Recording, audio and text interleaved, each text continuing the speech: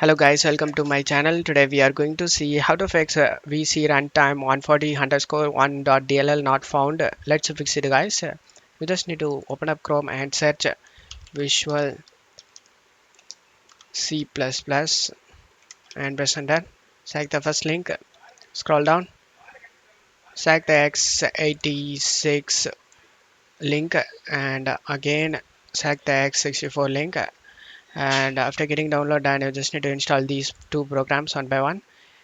If you have a repair option, then select the repair option. In my case, I am installing first time, so I'm gonna get the install option. If you have already installed, you will get a repair option. Select the repair option and repair it.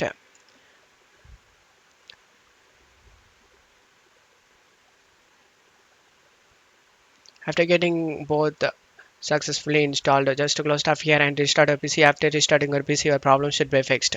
And that's it for today's video, guys. Give me a like and subscribe. Thank you.